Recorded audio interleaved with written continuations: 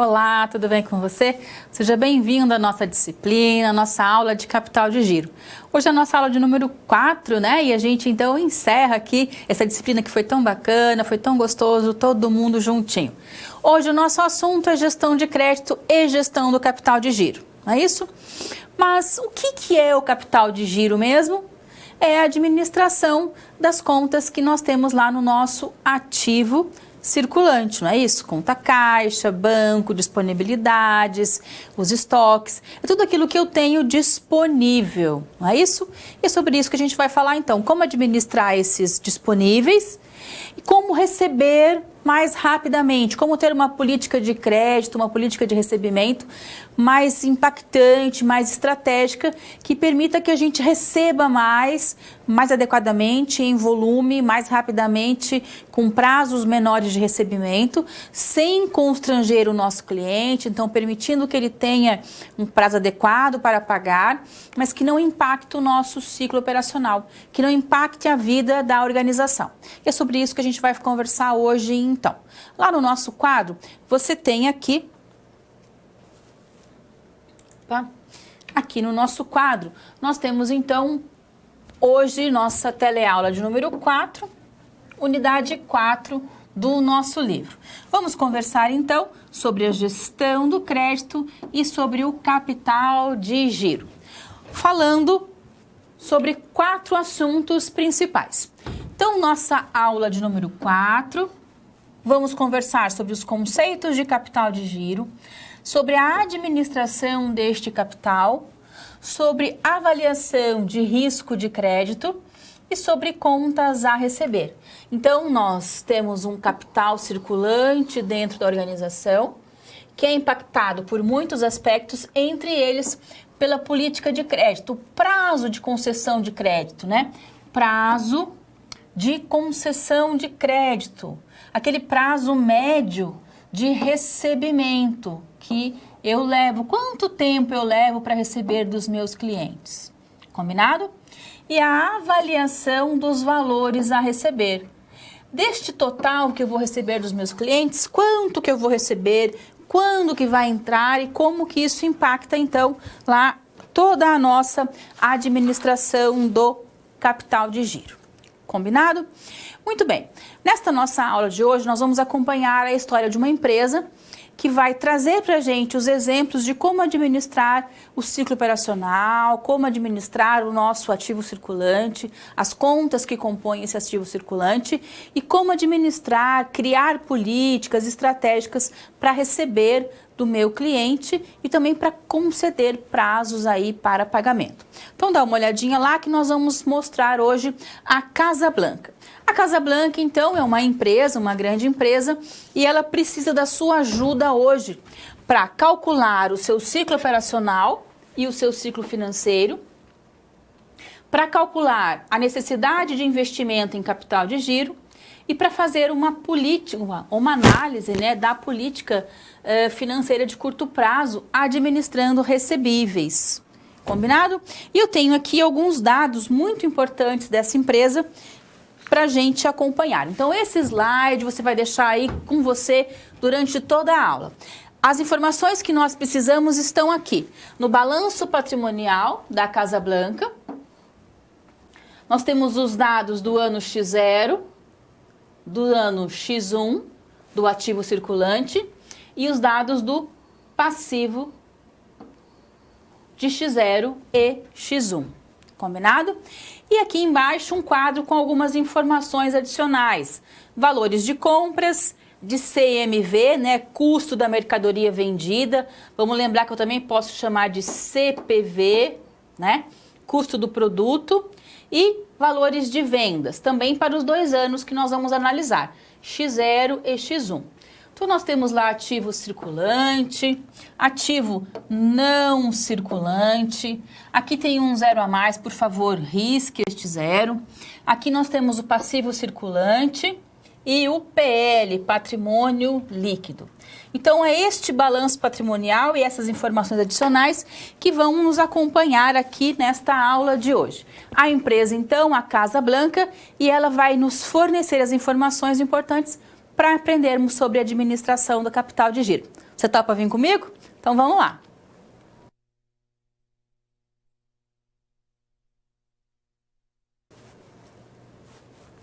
Muito nós temos conversado sobre o capital de giro. Então, o que será que é esse capital? O próprio nome está dizendo, capital, recurso financeiro, é o dinheiro da organização, de giro, que está girando, que está circulando. E você já sabe que são aquelas contas que compõem o nosso ativo circulante do balanço. Vamos lembrar que o balanço não é uma fotografia apagada, eu não vou jogar aquilo fora. Ele é um retrato vivo, um retrato fiel do que está acontecendo na empresa. Apesar de ser estático, é um retrato, mas ele mostra tudo o que está acontecendo, a efervescência da empresa, de entradas, de saídas, de fluxo de caixa, não é? Do regime de competência. Então, todas as operações que acontecem e que impactam a organização, elas estão ali mostradas. Tudo isso é vivo. E aí a gente arrumou uma forma de representar. E desta forma de representar, através das demonstrações, do balanço patrimonial, da demonstração de resultado e exercício, que são as duas mais importantes aqui para o nosso entendimento do capital de giro, é mostrar tudo o que está acontecendo naquele momento. Então é vivo. Combinado?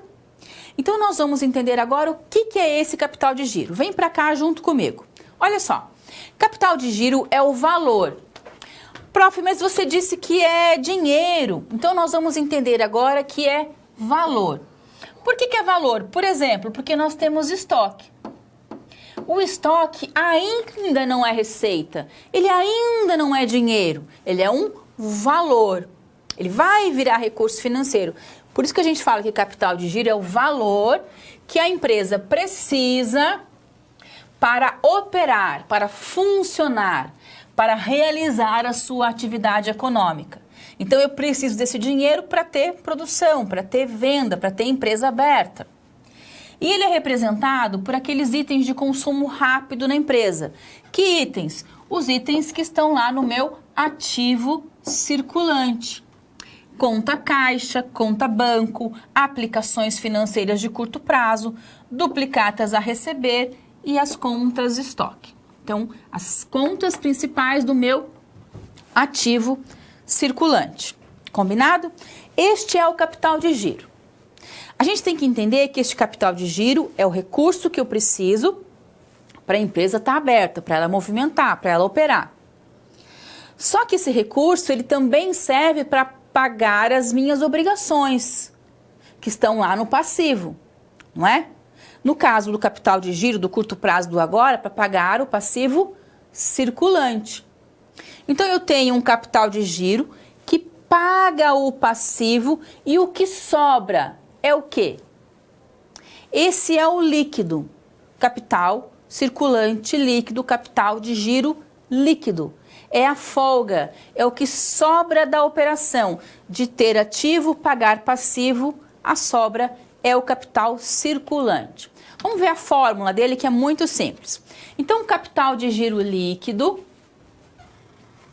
que a gente costuma chamar assim, capital de giro líquido ou capital circulante líquido, as duas formas são corretas, capital de giro líquido é igual o que eu tenho no meu ativo circulante, pago o passivo circulante.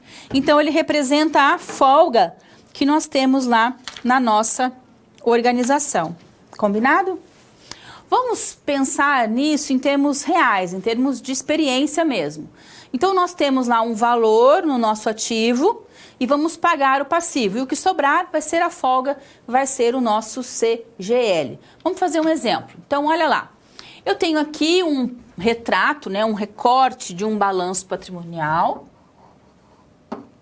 De um lado, as suas contas de ativo circulante e não circulante.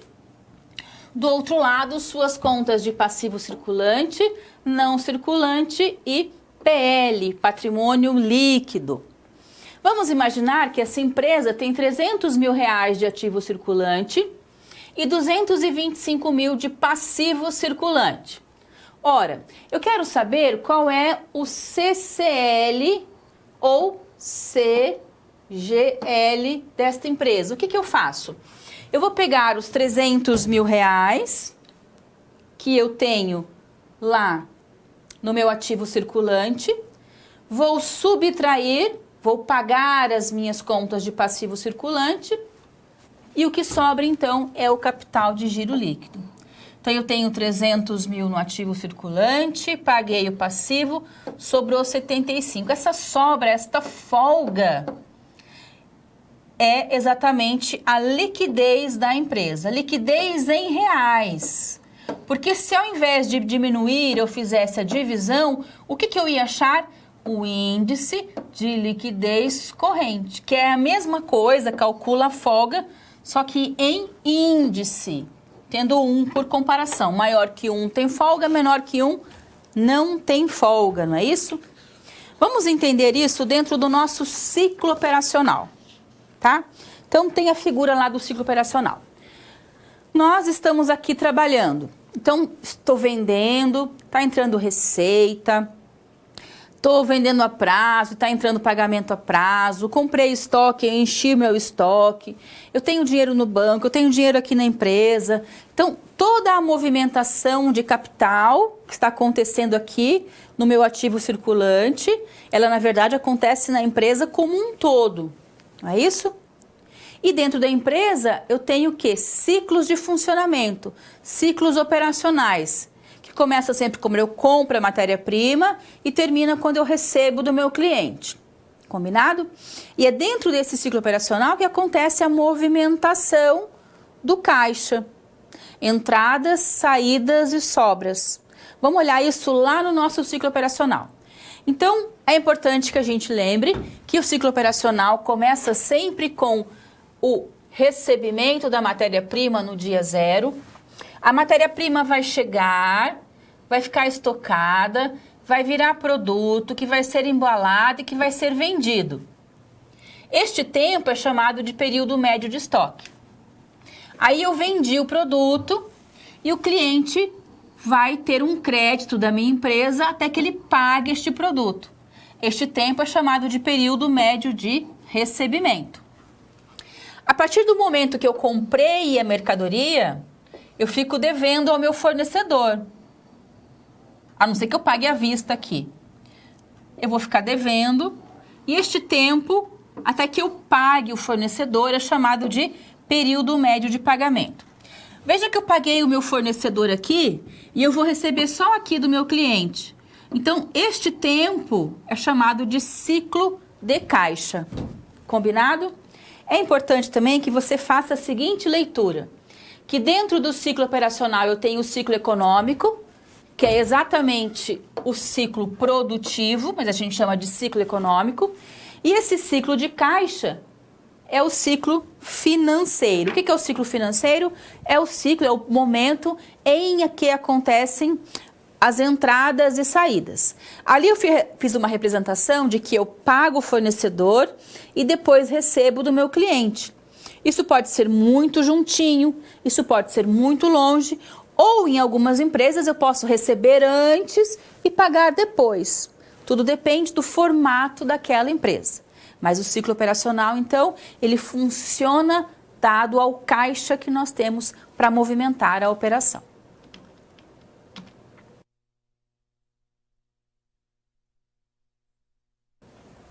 O melhor jeito, né, para a gente entender a realidade das empresas e trabalhar com elas, entender o que é o ciclo operacional, o que é o ciclo financeiro, como que esse ciclo financeiro interfere no ciclo operacional, na empresa, quando a gente fica muito tempo sem dinheiro, sem receber, aí eu fico com caixa negativa, eu fico devendo, eu tenho que pagar juros. Tudo isso a gente entende fazendo na prática. Então eu trouxe aqui o exemplo da Casa Blanca para a gente trabalhar juntos. Vamos lá? Então, o primeiro passo que a gente vai fazer da Casa Blanca é calcular o capital de giro líquido dessa empresa. Nós vamos fazer isso para o ano X0 e para o ano X1. Como é que eu calculo o capital de giro líquido? Capital de giro líquido é igual a ativo circulante menos passivo circulante. Então, eu vou lá, vou pegar o valor do ativo, 10.800, vou subtrair, vou pagar o passivo circulante, 7.200. Quanto que sobrou? 3.600. Então, no final do ano, no dia 31 de dezembro de 2000x0, lá na Casa Blanca a gente tinha um capital de giro líquido de R$ 3.600. Vamos fazer do próximo ano. Então, vamos fazer lá de X1. Então, vou pegar de novo o valor do ativo circulante, 22.500. Vou pegar o valor do passivo circulante, 15.000. Então, eu tenho ativo, paguei passivo, sobrou quanto? R$ 7.500.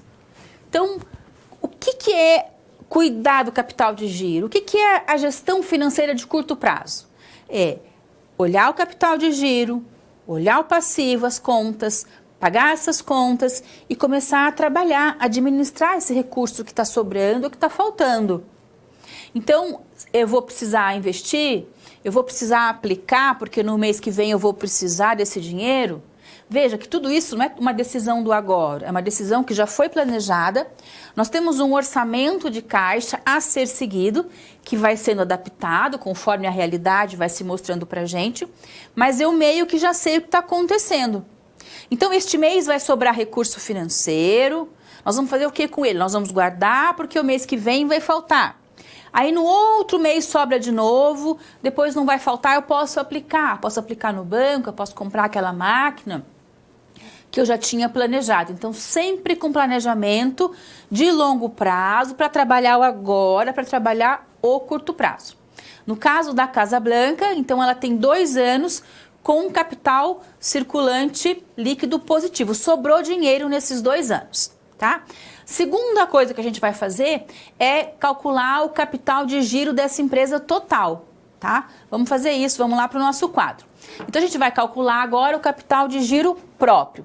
No caso da Casa Blanca, a gente não vai conseguir fazer isso porque ela não apresentou os dados de realizável a longo prazo.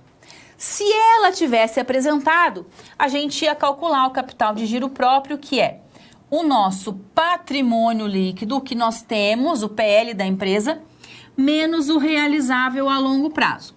Então, vamos lembrar assim, que lá no meu balanço patrimonial, eu tenho aqui do lado do ativo, o ativo circulante e o ativo não circulante. Dentro deste daqui, eu tenho essa conta que chama realizável a longo prazo. Prof, mas realizável a longo prazo não é dinheiro? Eu vendi para um cliente e o cliente vai me pagar no longo prazo. Não vai entrar nesse exercício, vai entrar no próximo. E lá no não circulante não é só o que fica paradinho? É. Só que agora tem essa conta do realizável a longo prazo que está lá por quê? Porque ela está paradinha esse ano. Esse ano ela não está aqui no nosso circulante. O ano que vem ela vai virar circulante. Por isso que eu deixo ela lá. Tá? Então, é importante também calcular. No caso aqui da Casa Blanca, a gente não vai conseguir porque ela não apresentou esses dados. Mas nas empresas, na realidade, em geral, né, na vida, a gente sempre tem no longo prazo. Às vezes, por exemplo, agora eu vou fazer uma venda em novembro, vou vender com cheque para 30, 60, 90 e 120.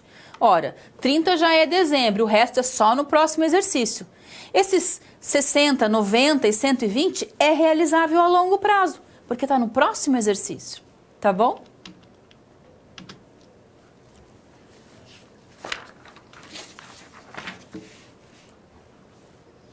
Calcular o ciclo financeiro é a segunda atividade mais importante desse processo de gestão do capital de giro. Então, primeiro eu vou lá entender o que eu tenho de capital de giro, entender quais são as minhas contas, vou lá e pago, quito as minhas contas, o que sobrou é a folga. Combinado? Agora, essa folga, ela vai entrar dentro do ciclo operacional. E é ela que vai permitir, naquele momento em que eu não tenho recurso, de ter o recurso para operacionalizar o meu ciclo. Vamos entender isso um pouquinho melhor fazendo exercício. Vem para cá. Então, nós vamos agora fazer o passo de número 3 da Casa Blanca, que é calcular o seu ciclo operacional e o seu ciclo financeiro. Então, vamos lembrar que o ciclo operacional e o ciclo financeiro, eles são compostos por 3 períodos, 3 prazos, 3 tempos. Quais são eles? Prazo médio de estocagem, PME. Não se apegue muito as siglas, tá? Entenda o que é aquele tempo. Prazo médio de estocagem, o tempo que vai da chegada da matéria-prima até ela virar produto, tá? O segundo é o prazo médio de recebimento. O que é esse PMR? É o tempo que o cliente compra o produto até o tempo em que ele me paga. E o terceiro é o prazo médio de pagamento, PMP, que vai do tempo em que eu comprei a matéria-prima até o tempo em que eu vou receber este valor aí dessa empresa. Combinado? É muito importante, então, que você não se apegue à nomenclatura, aos símbolos. Você pode encontrar isso de diversas formas. Você vai ler, por exemplo, um texto em outra língua e vai entender o conceito, que é o tempo. E aí você pode chamar aquele tempo de diversas formas. Geralmente a gente chama assim, tá? Vamos olhar isso, então, agora lá no ciclo operacional da Casa Blanca para calcular os seus tempos. Vem comigo. Então, primeiro a gente vai calcular o prazo médio de estocagem. Veja, eu trouxe aqui pra gente o balanço patrimonial da Casa Blanca e algumas informações adicionais. Como é que eu calculo o prazo médio de estocagem? A gente vai pegar o estoque médio, não é? Dividir pelo custo da mercadoria vendida e multiplicar por 360 dias do ano. Combinado? Então, eu vou pegar o estoque médio. Qual é o estoque da empresa? No ano X0, foi de 2.000. No ano X1, foi de 4.500. Então, eu vou somar os dois e vou dividir por 2. Por que vai dividir por 2? Porque eu estou olhando 2 anos.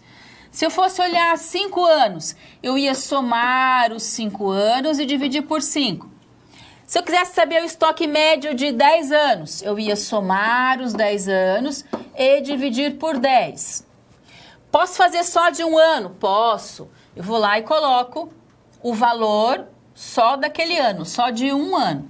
Combinado? Nós aqui estamos olhando 2 anos, então nós vamos tirar a média. Então eu vou lá, pego os valores, divido por 2 e aí vou dividir pelo custo da mercadoria vendida. Combinado? R$ 16.800. Por que eu estou pegando esse valor? Porque ele é o mais atual. Por que eu não divido por 2? Porque eu estou olhando o valor atual. Nós estamos em X1 e eu estou olhando para a média. Combinado? Então, vamos fazer isso. Olha só. Fizemos lá todas as nossas contas. 2.000 mais 4.500 dividido por 2, 3.250. Dividido por 16.800, 0,19. Vezes os 360 dias do ano, o prazo médio de estocagem da Casa Blanca é de 69,64. A gente faz o quê? Aproximadamente 70 dias, né? Quantos dias? 69,64. A gente vai aproximar, né? 70 dias. Vamos agora fazer aí o prazo médio de recebimento. Então, tá lá o nosso prazo médio. Vou fazer a mesma coisa. Vou pegar o valor das contas a receber do ano X0, do ano X1. É a média que eu quero saber. Então, somei os dois e aí vou pegar o valor de vendas, o valor de vendas atual deste ano, 59.000. Esse é o valor da venda. Por isso que não pode ser a média, tá? E aí, então, vou resolver. Ficando, então, aí, deixa eu apagar aqui.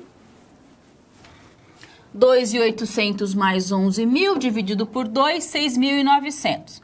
Dividido por 59.000, 0,12 vezes 360, 42 dias aproximadamente é o prazo médio de recebimento. Essa empresa demora para receber depois que ela vende 42 dias.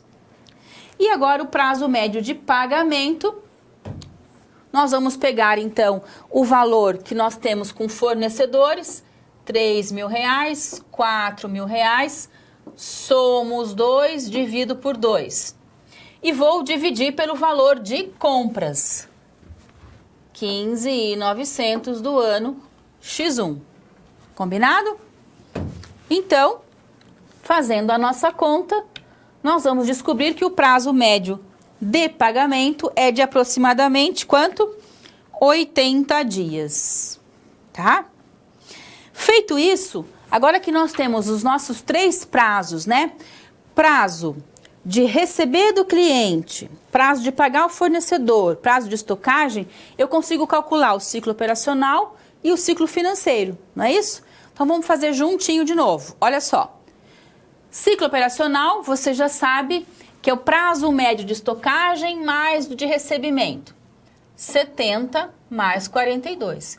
Então, o ciclo operacional da Casa Blanca é de 112 dias. O que isso quer dizer, prof? Quer dizer o seguinte, que essa empresa, do momento em que ela compra a matéria-prima, estoca, produz, vendeu, recebeu do cliente, todo este momento dessa empresa é de 112 dias.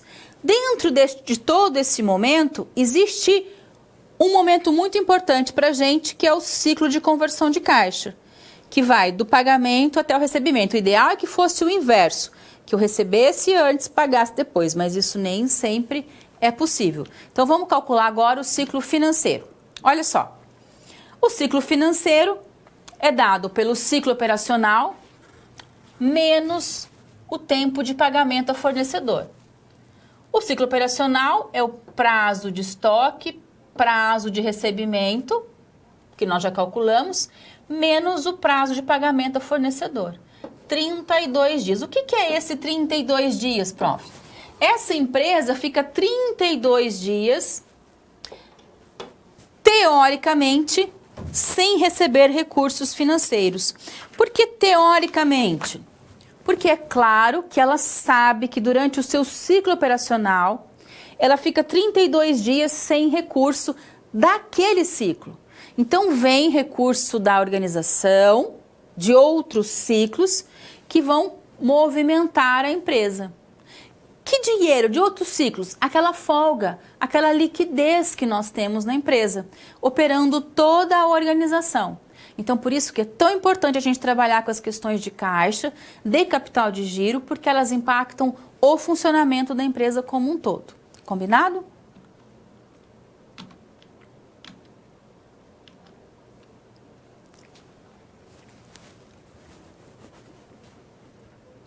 As empresas, elas precisam se organizar no longo prazo para administrar o curto prazo, não é isso? Então, o capital de giro, o curto prazo, não é sinônimo em momento nenhum de que a gente seja bombeiro, que é uma profissão muito nobre, mas a gente não precisa ficar apagando incêndio na empresa. Como eu faço isso? Com planejamento. E como é que eu planejo? Enxergando cenários, montando cenários, perspectivas. Como será o próximo ano? Será que a gente vai estar muito alavancada? Vou pegar muito dinheiro de terceiros, colocar na empresa, injetar para ela crescer? Será que nós vamos manter como nós estamos indo? Será que tem uma crise violenta acontecendo e a gente vai enxugar um pouco? Então a gente vai planejar, fazer orçamento de vendas, orçamento de produção, orçamento de caixa, pensando sempre nessa perspectiva futura. No caso da gestão financeira, é muito claro que a gente construa cenários hipotéticos, mas muito próximos com aquilo que a gente gostaria que fosse. Vamos entender um pouquinho mais sobre isso. Quando a gente fala de cenários, a gente está analisando uma postura da organização. Que postura é essa? Será que o ano que vem nós vamos estar mais conservadores? Nós vamos manter uma média de como a gente vem atuando ou vamos ser mais agressivos? Mas isso é só pensado assim, vamos ser assim? Não, a gente vai planejar, a gente vai montar o orçamento, a gente vai montar uma realidade possível para cada uma dessas posturas. Isso seria o ideal. Observando que o risco que cada uma dessas posturas confere à organização. O que é mais arriscado? O que é menos arriscado? E qual é o retorno que esse risco me traz? Quanto maior o risco, é claro, maior o retorno ou maior a possibilidade de retorno que nós podemos ter, que a gente pode pensar. Não é isso? Bom, eu trouxe aqui pra gente dois quadros, né, de informações para a gente montar cenários, para a gente construir cenários. Então, nós vamos imaginar aqui a nossa empresa, a Casa Blanca, nós temos os dados dela e eu trouxe algumas informações. Do ativo não circulante, R$26 mil. O passivo circulante, 30% do ativo total. Passivo não circulante vai corresponder a 20% do ativo total.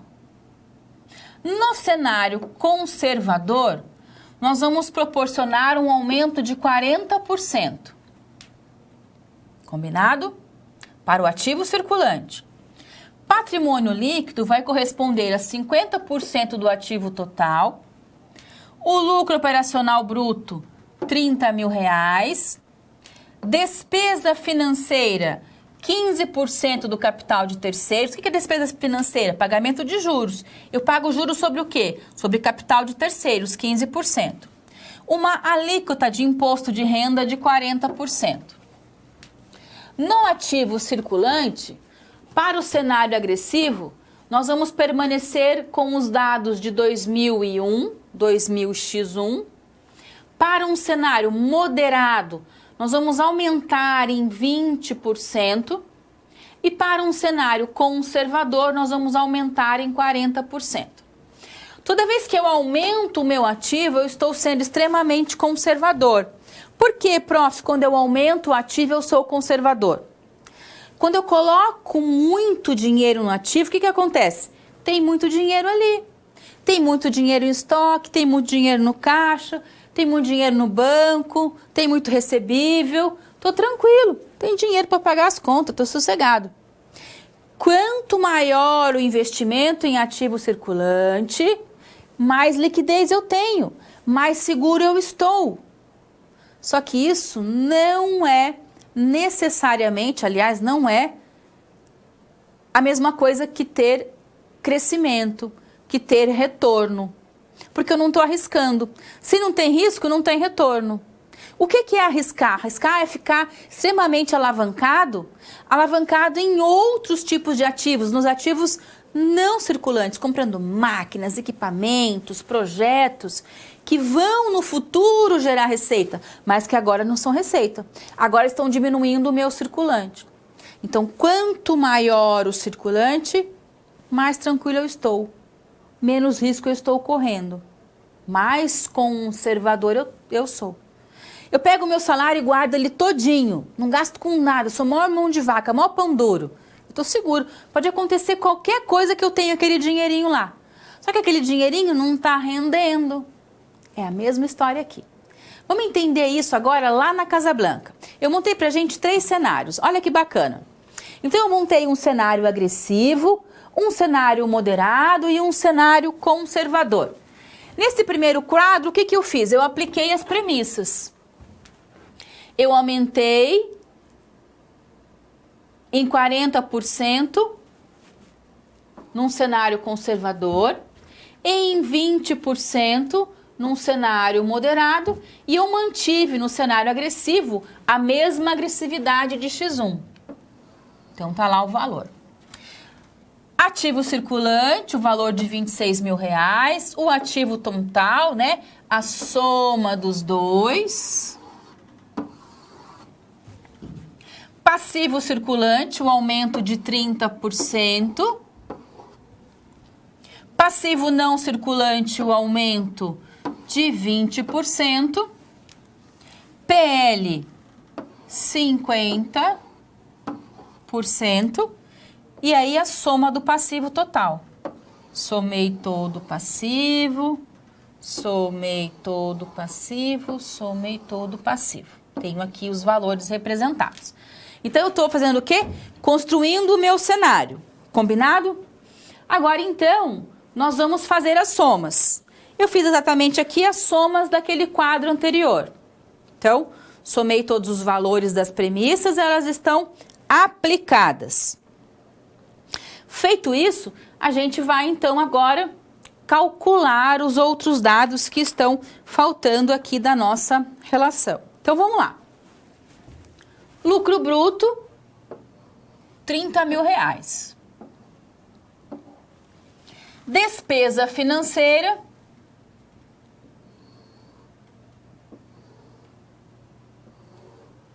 passivo circulante, aumento de 15%. Passivo não circulante, somei e vou diminuir do lucro antes do imposto de renda. Então, eu tenho um lucro de 30.000, deixa eu apagar. Eu tenho o lucro de 30.000 em todos os três cenários, eles estão aqui. Deste lucro, eu vou subtrair as despesas. 3.637, 3.975, 4.312. Então, eu fiz aqui a despesa do passivo circulante, do não circulante e somei. Combinado? Fiz isso para todos os casos. Vou agora fazer o quê? Subtrair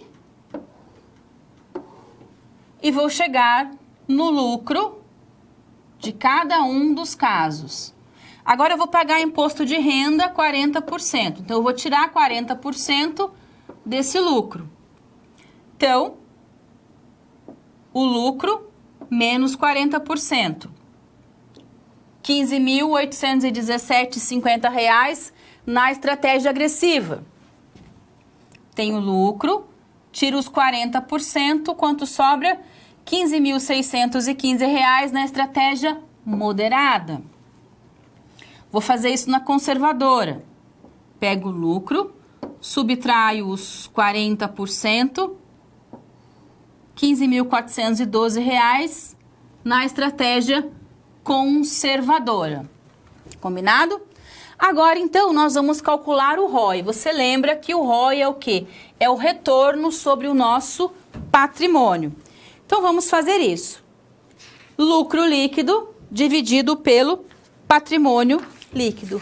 Então, você sabe que o valor do lucro líquido dessa empresa, deixa eu apagar, na estratégia agressiva, o lucro dela líquido é de R$ 15.817,50. Vou dividir pelo patrimônio líquido, pelo PL. A informação, vou voltar lá naquela outra tabela, para você lembrar que nós temos aqui o nosso PL para cada uma das estratégias. Eu vou levar esse PL lá para a próxima tela, então. Então, nós temos aqui o lucro dividido pelo PL, lucro dividido pelo PL, lucro dividido pelo PL. O que é isso? É o cálculo da ROI. O que é a ROI? É o retorno sobre o patrimônio. Calculando o retorno sobre o patrimônio na estratégia agressiva é de 65%. Então, foi arriscado? Foi arriscado, mas foi o maior retorno. Na estratégia moderada, o retorno foi de 59% e na estratégia conservadora foi de 54%. Então, quanto maior o risco, maior a possibilidade de retorno, tá? Só que a gente vai lembrar o quê? Que eu não posso só olhar para isso, eu não posso só fazer esse cálculo assim simplista. Eu tenho que ir um pouco mais além, eu tenho que olhar liquidez, análise vertical, análise horizontal. Nós vamos ver agora a liquidez dessa empresa. Por que é importante olhar a liquidez? Porque é assim, quanto menos dinheiro eu deixo num ativo circulante, o que acontece? Menos dinheiro eu tenho para pagar o passivo. pode acontecer de ficar o quê? Sem liquidez, de não ter dinheiro, de não ter liquidez para pagar. Então, vou fazer o quê? Eu vou lá olhar para a liquidez, se ela for bacana, vale a pena arriscar, porque o retorno é muito alto, mas tem que conseguir pagar as contas em dia. Vamos fazer isso? Então, eu coloquei aqui para gente, olha só.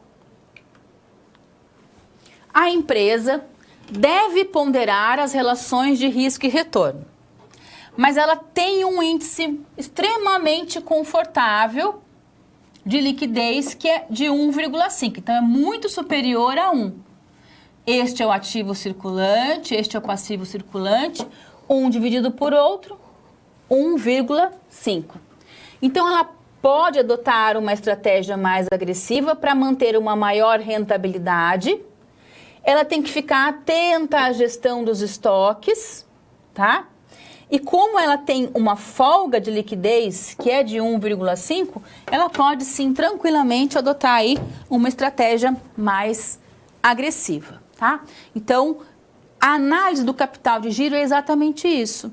É olhar o dinheiro em circulação no nosso fluxo, entradas e saídas, capacidade de pagamento, geração de receita que paga custo, que paga despesa e que gera lucro para o acionista, porque senão ele vai embora da sua empresa.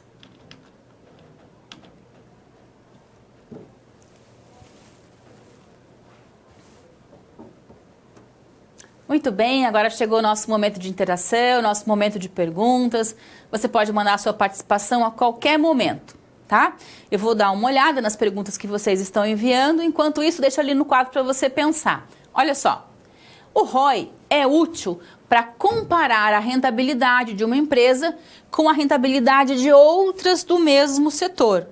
Então, é olhar a relação patrimônio-lucro da minha empresa, dos meus concorrentes, de outras do setor, para saber se a gente está bem nessa história, né, que está se colocando para a gente. Nós já voltamos.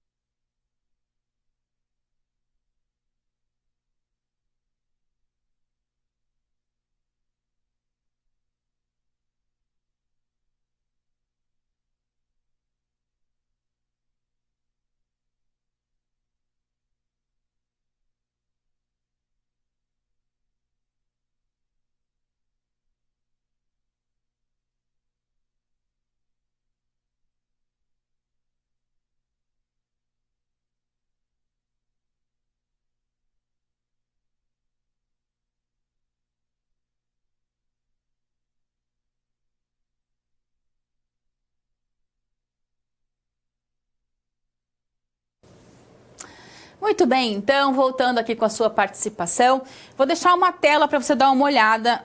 Olha só, questão de concurso. O retorno sobre investimentos pode ser calculado pela divisão do lucro operacional líquido pelo ativo operacional médio? O que será que é esse lucro operacional e o que é o ativo operacional? Ou pelo produto do giro do estoque, como gira o estoque, pela margem operacional? Então eu quero que você pense sobre isso e até o final da aula você vai me responder. A partir de agora, então, a gente vai ir pensando sobre isso, né? Essas questões das formulações. Qual é a ideia? É que a gente não se apegue a fórmulas. A ideia sempre é ler o que está acontecendo, entender o contexto, né? Eu apliquei um tanto de recurso financeiro, quanto que está voltando para o meu bolso daquilo que eu apliquei? Qual que é essa relação? Sempre que foi relação de um pelo outro, é divisão. Eu apliquei o retorno, eu coloquei 10 maçãs. Quantas maçãs estão voltando para o meu bolso? 10, 20, 30? Então, a relação é sempre essa, tá bom? Combinado?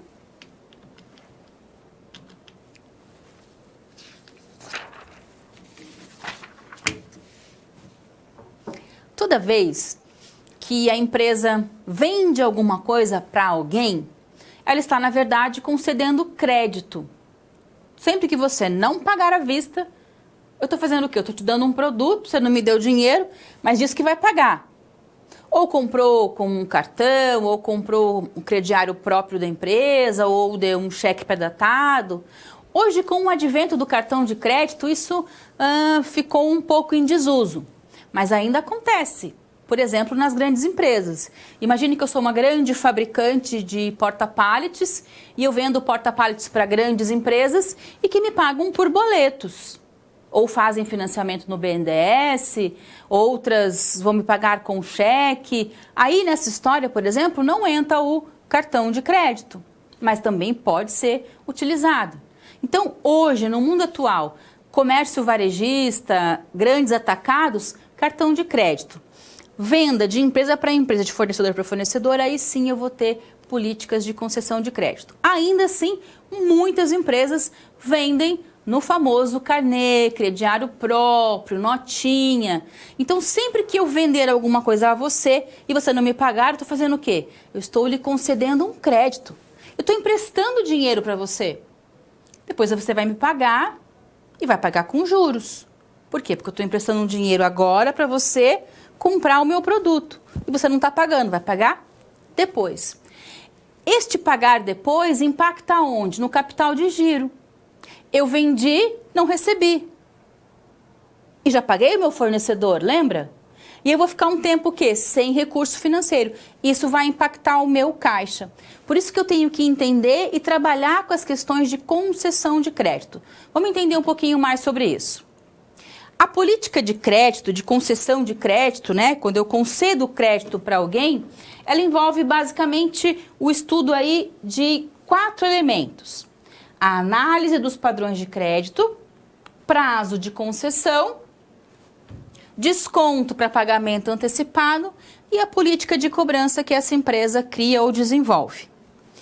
E a gente sempre cria política de crédito baseada nos 5 Cs do crédito. Vamos lembrar quais são eles?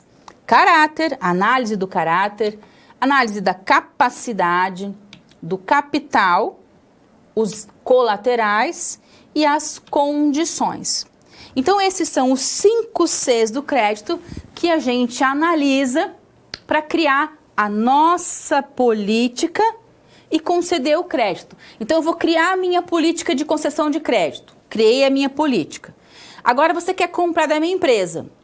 Eu vou vender para você, baseado na minha política, analisando em você, na sua empresa física, no seu CNPJ, no seu CPF, analisando o quê? Os 5 Cs do crédito. Então, as duas coisas caminham juntas para a gente entender qual é a nossa política de concessão, sempre pensando no nosso ciclo financeiro, tentando diminuir o máximo possível. Paga o fornecedor, recebo do cliente. Quando? O mais perto possível ou, de preferência, invertendo esse ciclo. Tá bom?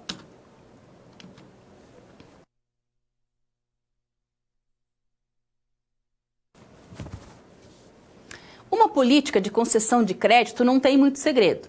Tem 4 passos básicos para seguir, observar os 5 Cs do crédito e implementar essa política. Vamos falar um pouquinho sobre isso trabalhando no exemplo da Casa Blanca. Vem para cá. A Casa Blanca é uma empresa que precisa, então, que a gente crie para ela, desenvolva para ela uma política geral de crédito, tá? E aí a gente sempre vai partir dos 4 delineadores básicos, né? Qual é o padrão de crédito? Qual vai ser o prazo? se nós vamos oferecer descontos e quais serão as nossas políticas de cobrança.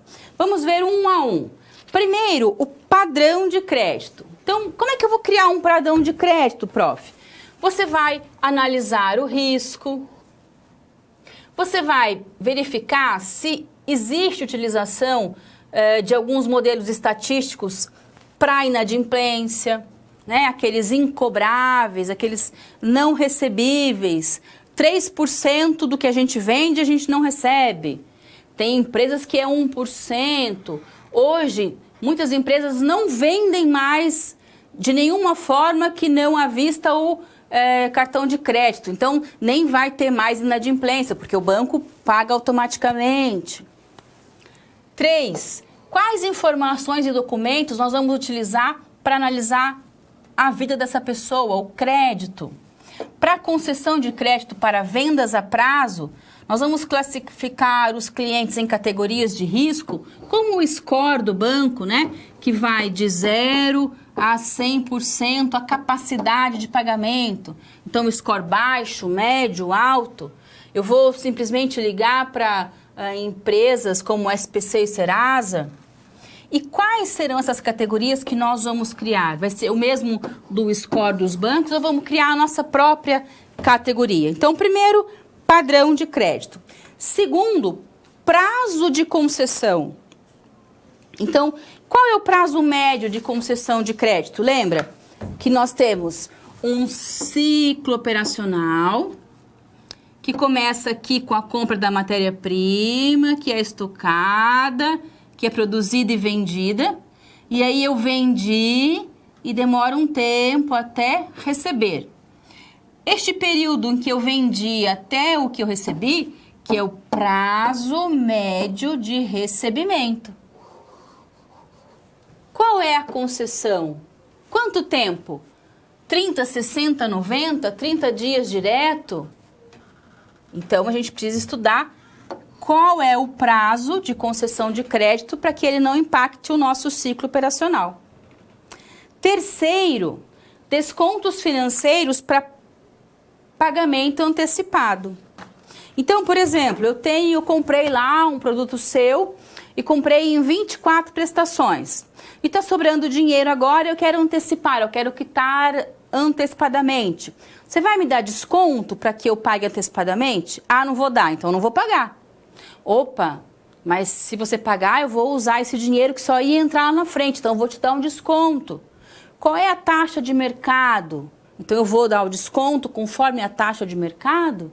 Então a gente precisa pensar nisso também. Qual é a política que a gente vai desenvolver se o meu cliente quiser pagar antecipadamente? Tá bom? Volta para lá então. Desconto financeiro por pagamento antecipado.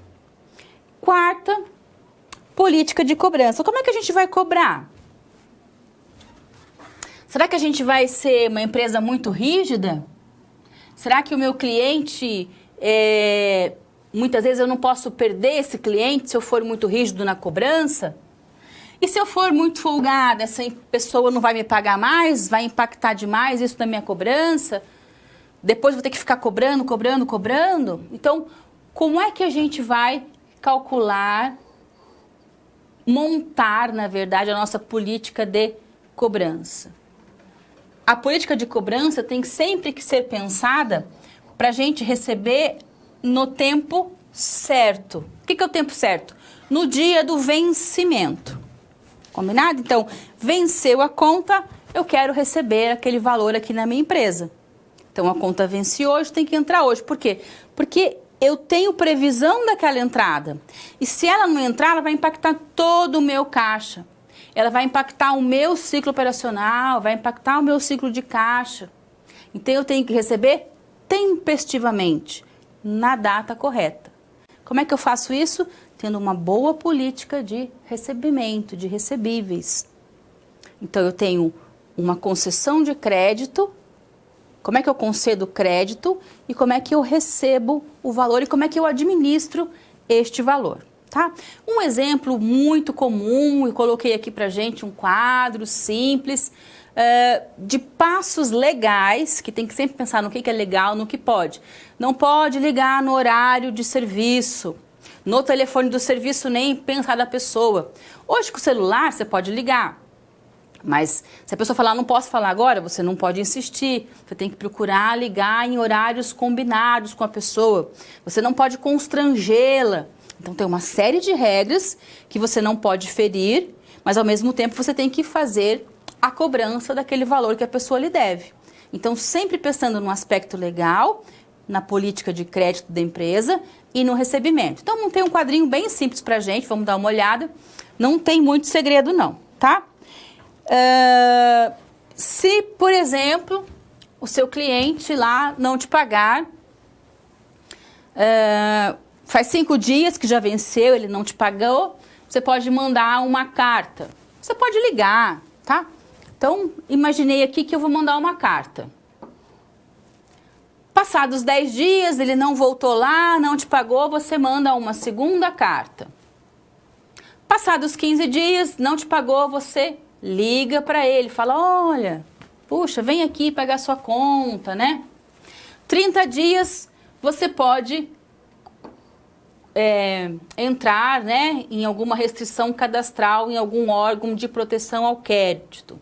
Com 45 dias, uma notificação via cartório e 60 dias encaminhar para cobrança judicial. Então, sempre pensando nas questões legais, não vamos de forma nenhuma, nunca constranger o nosso cliente. Vamos também procurar entender por que ele não está pagando.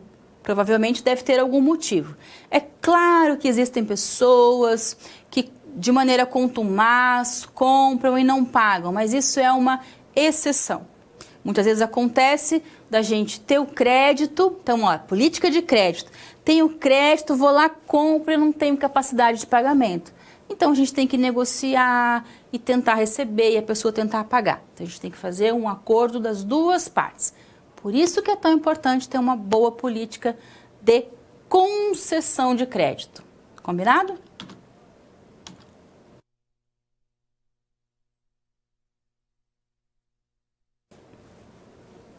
Avaliação de valores a receber. É uma avaliação, é uma análise. Qual é o valor que eu tenho a receber? Não está aqui ainda.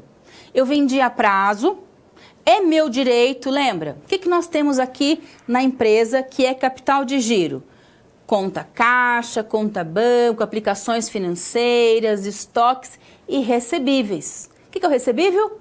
Eu vendi para alguém e esse alguém ainda não me pagou, mas é meu direito, eu vou receber. E eu preciso administrar esses valores, porque eles vão entrar. E quando eles entrarem, eles não podem ser um susto. E se eles estiverem atrasados, eles não podem impactar o meu capital de giro. Por isso que é muito importante que a gente estude e analise os recebíveis, aquela nossa carteira, aquela nossa caixinha, onde tem um monte de notinha, e eu vou olhando lá, eu vou receber, quando? Como é que eu vou fazer para receber isso? Quando entrar, o que eu vou fazer com esse dinheiro? Quanto tempo está atrasado esse recebível? Quanto tempo está adiantado esse recebível? Então, a gente precisa fazer a gestão dos recebíveis. Vem para cá junto comigo. Preciso entender, nessa questão dos recebíveis, 2 conceitos. O primeiro, o aging. O que é aging, prof? É uma medida de estudo cronológico. Cronológico, tempo. É o estudo do tempo dos valores a receber ou a pagar que eu tenho na minha empresa. Quanto tempo? Qual é o aging da minha empresa?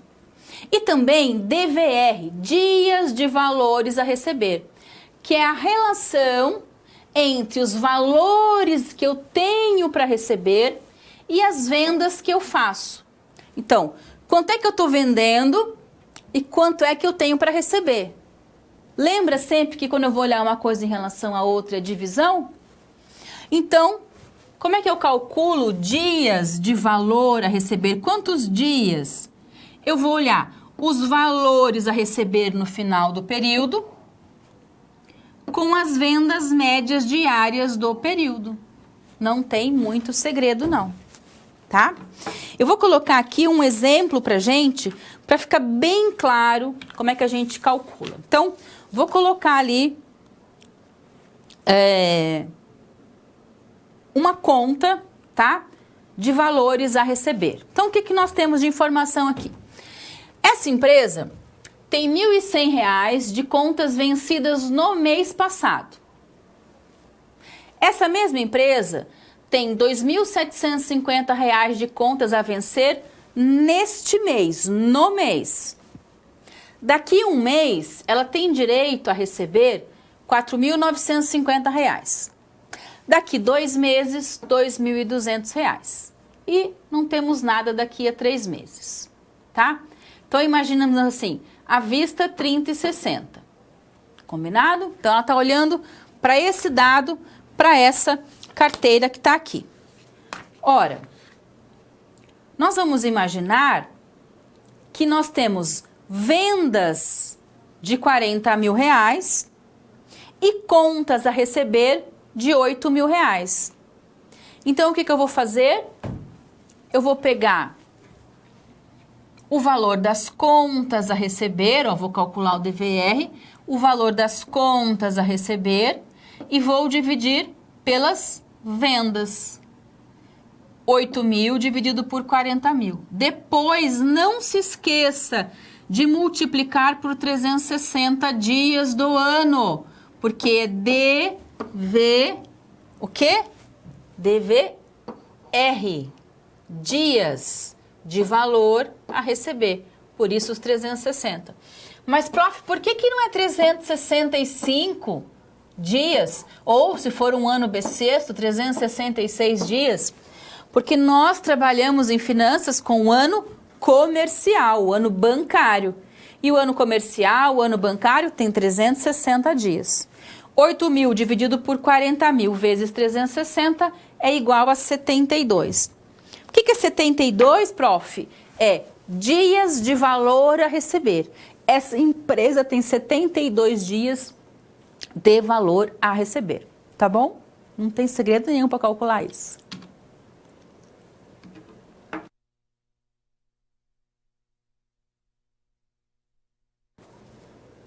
Vamos então calcular os valores a receber de uma empresa. Nós estamos trabalhando com a Casa Blanca. Então, nós vamos pegar os dados da Casa Blanca, quanto que ela tem para receber, quanto que ela vende diariamente, calcular o aging dela, calcular o DVR e verificar se a política dela de recebimento é uma política agressiva, se é moderada, se ela está recebendo em dia, se ela está recebendo atrasado, se está fazendo tudo certinho ou se tem alguma coisa para melhorar. Vamos junto comigo? Então, olha lá no nosso quadro. Dá uma olhadinha nesses dados que nós temos aí.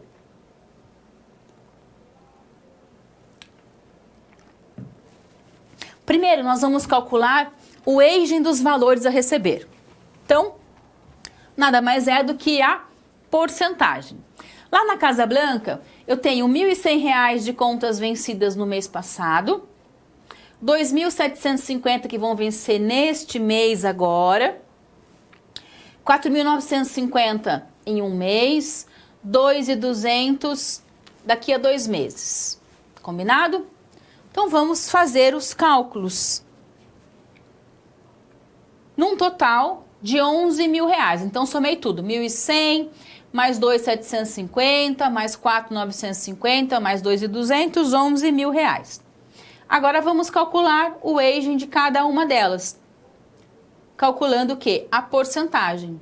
Desses R$ 11 mil, o que tem vencido? 10%. O que vai vencer nesse mês? 25%. Ó, então, já são 35%. Daqui um mês, 45%. E daqui a 2 meses, 20%. Não é isso? Então, nós temos do total que nós temos para receber, que é o nosso 100%, 10% já venceu. 25% vai vencer esse mês. Então, este é um dado muito importante. Esse ainda vai entrar, é futuro, é venda a prazo. Então, nós vamos o quê? Calcular os nossos recebimentos. Veja, a nossa empresa tem R$ 11 mil de contas a receber. Desse valor, 10% já estão vencidos. O que ela tem que fazer? Alguma política de cobrança. Ela vai mandar carta, ela vai ligar, ela vai entrar em contato, ela vai mandar alguém na casa, ela tem que adotar alguma política de cobrança, alguma medida de cobrança. Combinado? Agora, então, fica mais fácil a gente calcular o DVR, dias de vendas a realizar.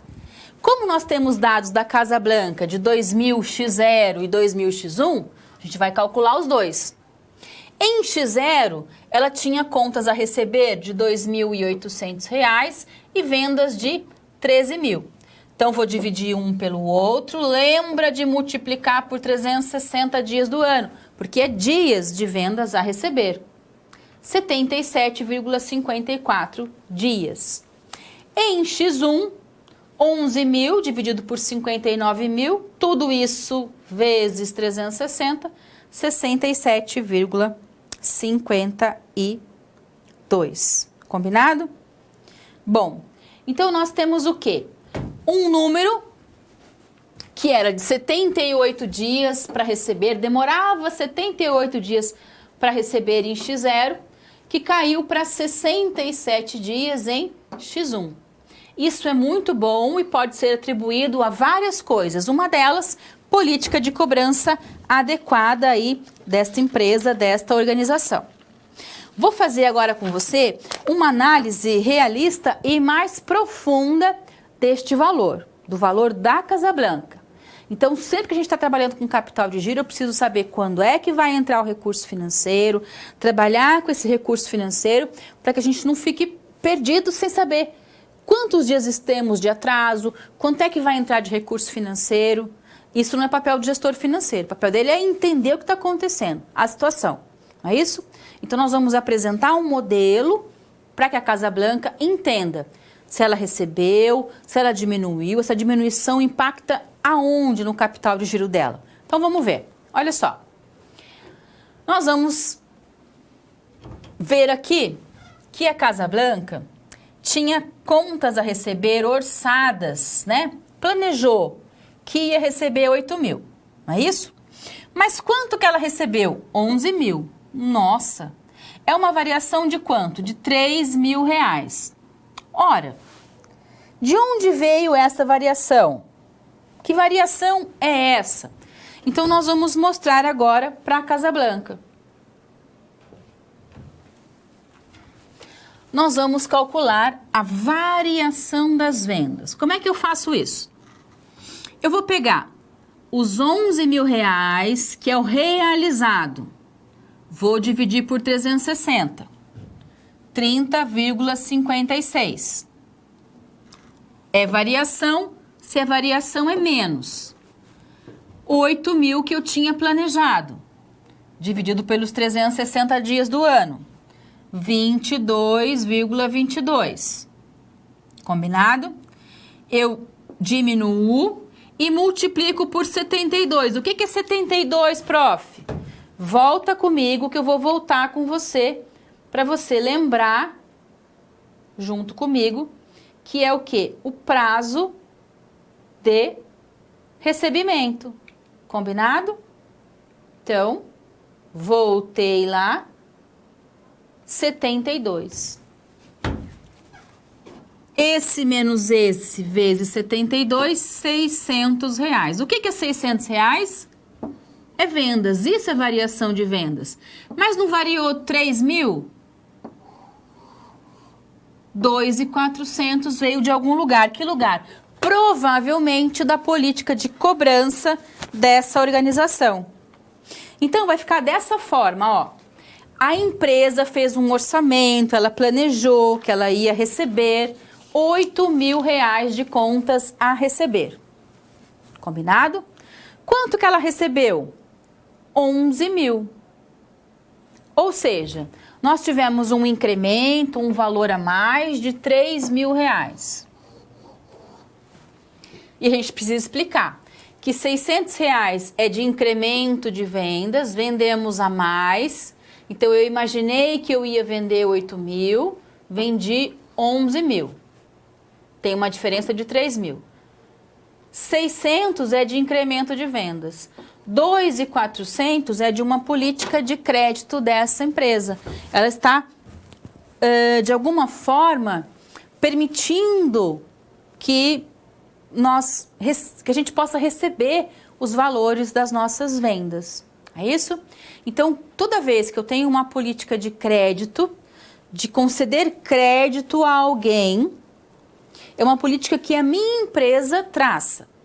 Então, qual vai ser o prazo para pagamento? À vista, 30 e 60, 30, 60, 90, 90, 120, em 24 vezes, fica um ano sem pagar, começa a pagar no ano que vem em 12 vezes. Vamos imaginar também as grandes empresas, eu vendendo para a sua empresa, eu vendendo um carro, eu vendendo um caminhão, vendendo uma estrutura grande, uma máquina, um porta-pallet, um arranjo produtivo. Então, nem sempre a gente está pensando só nas questões comerciais. Eu também estou pensando em vários tipos de políticas de crédito, de conceder crédito a alguém. Então, dentro dessa minha política, quais são as formas de pagamento? Então, vai vender somente no crediário próprio, no cartão de crédito, com cheque pré-datado, financiamento de leasing, BNDES. Então, são esses formatos. E qual é o prazo? À vista, 30, 60, 120, 24 vezes iguais, 24 vezes com juros, sem juros, né? Você consegue comprar hoje televisão em 24 vezes, sem juros, nas grandes redes atacadistas e no grande comércio varejista também. Você consegue comprar uma televisão lá de 5, 6 mil, de 55 polegadas, 4K, smartphone com Android, que custa lá 6 mil reais em 24 vezes sem juros. Se eu for comprar à vista, eles te dão 5% de desconto. Nem vale muito a pena. Você começa a perceber, por exemplo, que aquela empresa parece que não está vendendo televisão. Ela está vendendo, na verdade, crédito.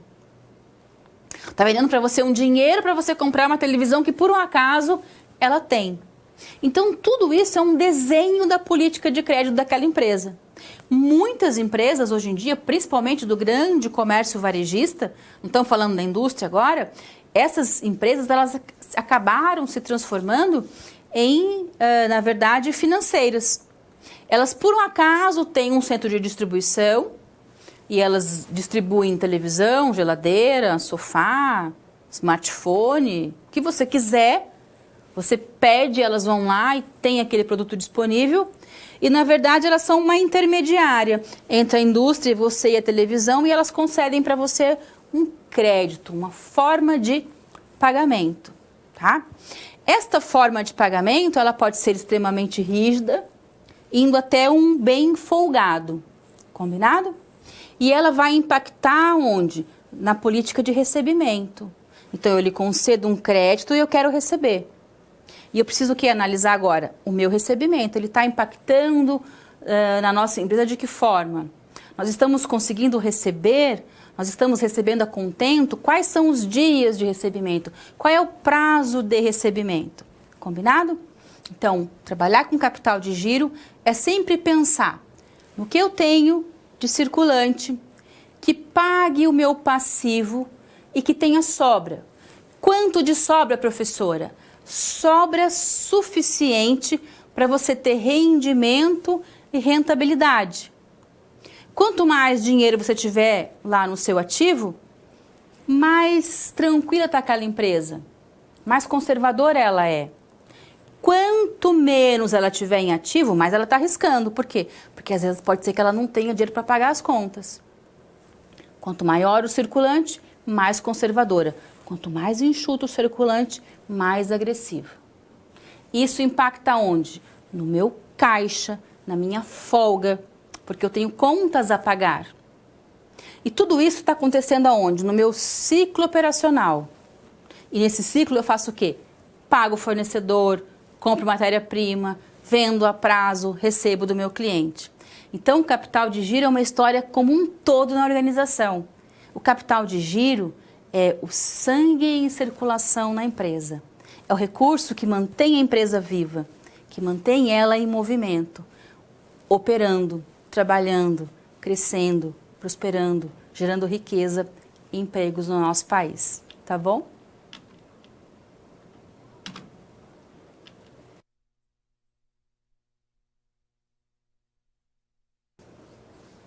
Agora é nosso momento de interação, nosso momento de perguntas. Manda para cá as suas dúvidas, os seus questionamentos, tudo aquilo que você quer perguntar. Enquanto isso, eu vou deixar uma pergunta aqui no quadro para você me responder se é correto ou se é errado. Pensa sobre isso, discute com seu tutor, com seus colegas de sala e manda para cá a sua participação. A gente já volta.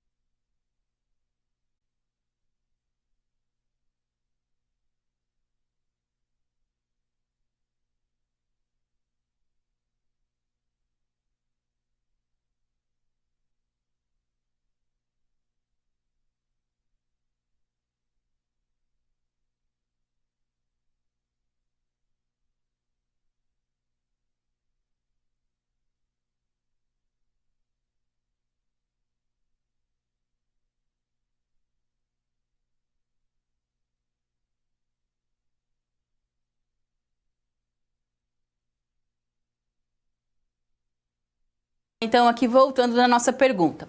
É muito importante que a gente não fique preso às fórmulas, né? Quando a gente trabalha o capital de giro e a gestão financeira. Nós sempre estamos pensando no quê? Na relação da história. Qual é o conceito que está ali colocado? Então, a gente sempre vai pensar assim. Eu, Alessandra, vou pegar o meu capital, o meu dinheiro e vou investir na empresa. Investir lá 10 mil reais. Então, era um dinheiro que eu tinha, eu investi 10 mil reais. Qual é a minha expectativa mensal? Qual é a minha expectativa anual, dado a este dinheiro que eu coloquei? Então, eu estou arriscando, é um risco. Qual é o retorno que essa empresa me dá? 10%? 20%? 5%? Quanto que o mercado está pagando? O acionista pensa a mesma coisa. Ele tem um dinheiro para investir, ele vai comprar ações de empresas. Qual é a empresa mais rentável? É a sua ou é a do vizinho? Qual é a rentabilidade que você está apresentando, que você está demonstrando? Essa rentabilidade é dada muitas vezes pela ROA, pelo ROI e pelo ROI, que são as formas da gente enxergar o retorno, que é o lucro, esse lucro em comparação ao quê? Ao que eu investi no ativo, ao lucro, à lucratividade. Por isso que é super correto que está lá no nosso quadro. Olha lá junto comigo. Então, respondendo, correto. O retorno sobre o investimento pode ser calculado pela divisão. Então, em relação ao lucro operacional pelo ativo operacional. Então, qual é o lucro daquela empresa? Ele está aplicado em relação ao ativo.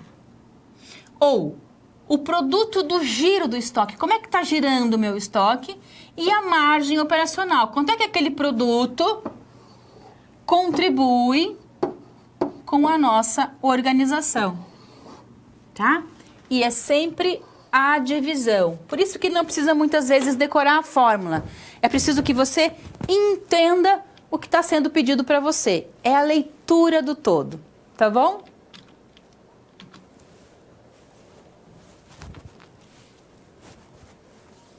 Nossa aula hoje foi muito bacana, a nossa aula de encerramento, a aula final. É muito importante que você esteja atento a tudo que nós conversamos nas nossas 4 aulas, porque em breve nós teremos a nossa prova. Nessa aula de hoje, especificamente, a gente falou sobre 4 temas. Olha lá. Falamos sobre capital de giro, sobre sua administração e sobre recebimento e política de crédito. Então, 4 assuntos aí muito importantes. Se lembre que para sua prova é muito importante o uso da calculadora. Não vá sem ela, tá bom? A gente vai estar juntinho no dia da prova, tirando as dúvidas que você tiver. Da minha parte, eu deixo para você um abraço bem apertado, mas a gente se vê por aí ainda. Tchau, tchau!